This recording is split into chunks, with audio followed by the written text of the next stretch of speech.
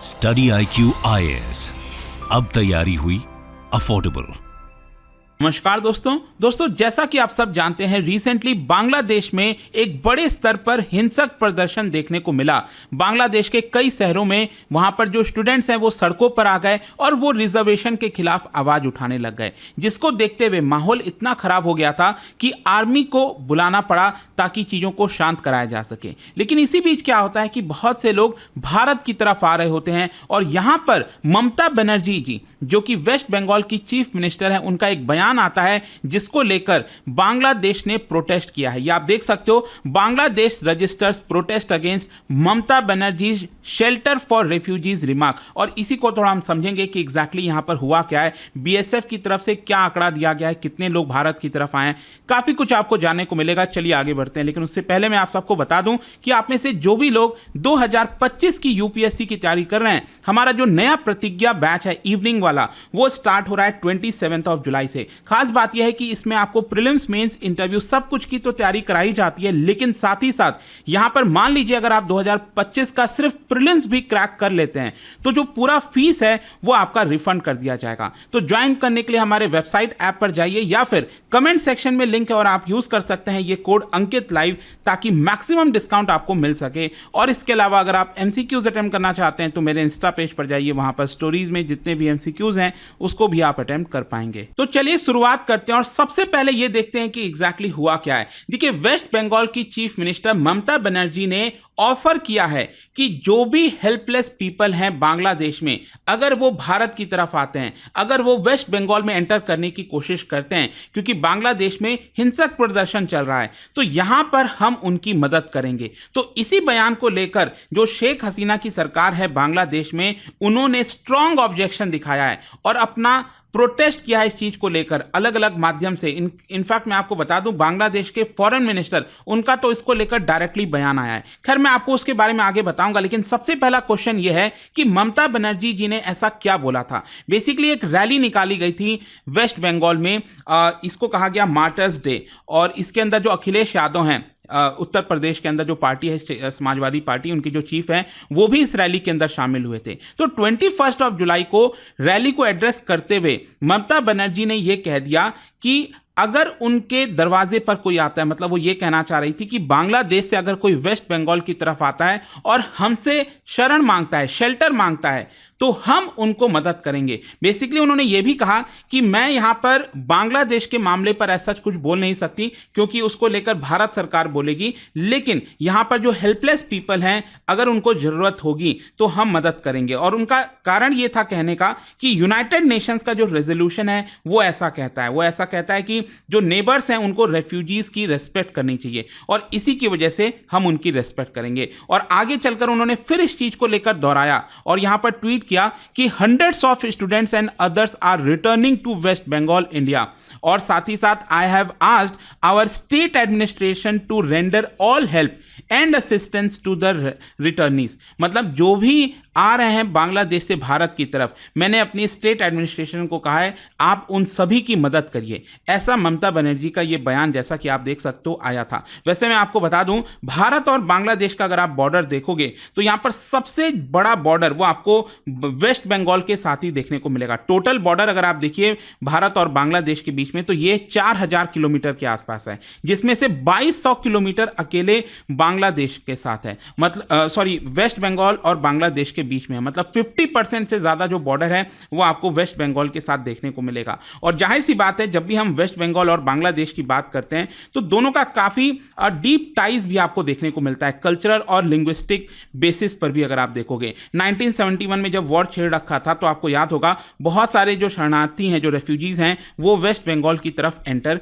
किए थे। तो यहां पर हुआ क्या है कि अभी पिछले 4 दिनों से बताया जा रहा है, बीएसएफ की तरफ से स्टेटमेंट आया था, प्रेस स्टेटमेंट, कि 1062 स्टूडेंट्स ये वेस्ट बंगाल में एंटर किए हैं। मतलब बांग्लादेश की तरफ से अगर आप देखोगे तो यहां पर कुछ बॉर्डर पोस्ट हैं, बेसिकली इसको कहा जाता है लैंड कस्टम स्टेशन। तो यहां पर जो 3 लैंड कस्टम स्टेशन हैं, वहां से 1062 स्टूडेंट्स भारत की तरफ एंटर किए। अब ज्यादातर इसमें अगर आप देखोगे तो भारतीय छात्र देखने को मिलेंगे। 1062 स्टूडेंट्स में से 901 इंडियंस हैं और बाकी के जो स्टूडेंट्स हैं वो बेसिकली नेपाल, भूटान और बांग्लादेश के बताए जा रहे हैं। लेकिन इस पूरे मामले को लेकर गवर्नमेंट ऑफ इंडिया का क्या कहना है? मतलब ममता बनर्जी का जो ये बयान आया कि हम शेल्टर प्रोवाइड करेंगे, इसको लेकर देखिए गवर्नमेंट ऑफ इंडिया ने ऐसा ऑफिशियल तो नहीं बोला है, लेकिन यहां पर जो मीडिया में रिपोर्ट थी उसमें यही कहना था कि जो चीफ मिनिस्टर का ये बयान है वो टोटली मिसप्लेस्ड है। ये जो मैटर्स होते हैं वो सिर्फ और सिर्फ यूनियन गवर्नमेंट ही देख सकती है। यहां पर स्टेट गवर्नमेंट का कोई भी लोकल स्टैंड आई देखने को नहीं मिलता है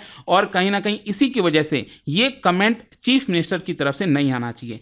ऑल्दो मैं आपको बता दूं, भारत सरकार ने अभी जो भी कुछ बांग्लादेश के अंदर चल रहा है, भारत सरकार ने एज सच कुछ भी नहीं कहा है। मतलब कि बस ये बोला है कि देखिए ये मैटर इंटरनल मैटर है बांग्लादेश का, वो अपने आप इस चीज को सुलझाएंगे। लेकिन जाहिर सी बात है कि अगर ममता बनर्जी ये बयान दे रही हैं तो बांग्लादेश को ये चीज पसंद नहीं आएगी और बांग्लादेश ने इस चीज को लेकर स्ट्रांग प्रोटेस्ट रजिस्टर किया। हमारा जो हाई कमीशन है बांग्लादेश के अंदर ढाका में, वहां पर बेसिकली ऑब्जेक्शन रेज किया और कहा कि चीफ मिनिस्टर का ये जो ट्वीट आया है वो प्रोवोकेटिव है और फॉल्स एलिमेंट को दर्शाता है, बिकॉज ये जो भी मैटर हो रहा है बांग्लादेश के अंदर ये हमारा इंटरनल अफेयर्स है।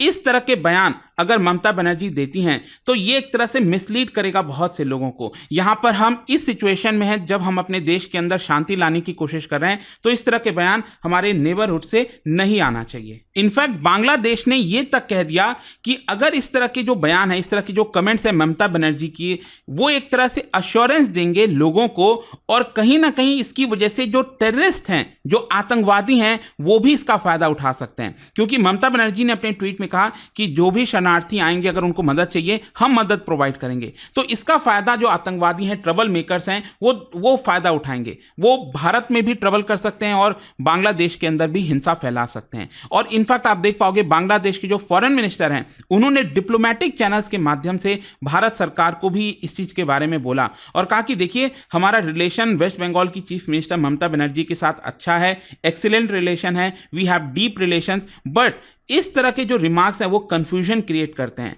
और मिसलेड करते हैं लोगों को और इसीलिए हम नहीं चाहते कि इस तरह की चीज़ें हो।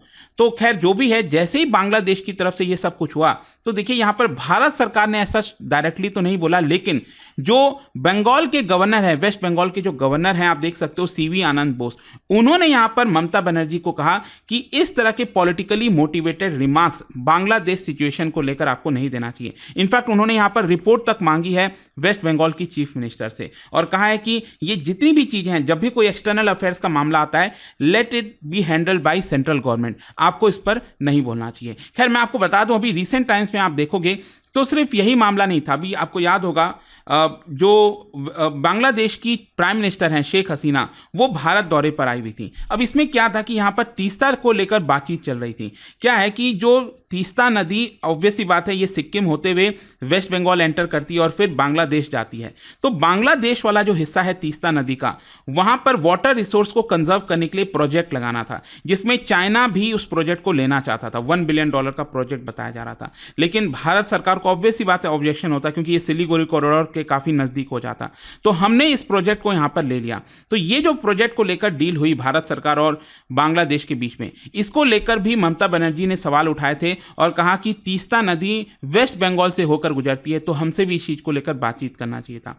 तो इस तरह के मामले लगातार होते रहते हैं, बट आई होप कि इस वीडियो के माध्यम से आपको समझ में आ गया होगा कि रिसेंटली भी हुआ क्या है। और जाने से पहले एक इंटरेस्टिंग क्वेश्चन, क्या बता सकते हो West Bengal has the longest inter state boundary with which of these states? कौन से स्टेट के साथ सबसे लॉन्गेस्ट इंटर स्टेट बाउंड्री है वेस्ट बंगाल का? इसका राइट आंसर आप सबको पता है, मेरे इंस्टाग्राम पर तो मिलेगा ही। वहां पर अगर आप नहीं हो कोई बात नहीं, टेलीग्राम से ले सकते हैं इसका सही उत्तर। मैं कई सारे जो MCQs हैं वो यहाँ पर स्टोरीज में डालता रहता हूँ। अगर आपको PDF ये तो टेलीग्राम पर आइए, अलग अलग सोशल मीडिया पर आप जुड़ पाओगे। और जैसा मैंने आपको बताया, अगर आप प्रतिज्ञा बैच लेते हैं, you can use this code Ankit live to get maximum discount. And I hope कि वीडियो आपको पसंद आया होगा। मिलता हूं आपसे next time. Till then, thank you very much, see you soon.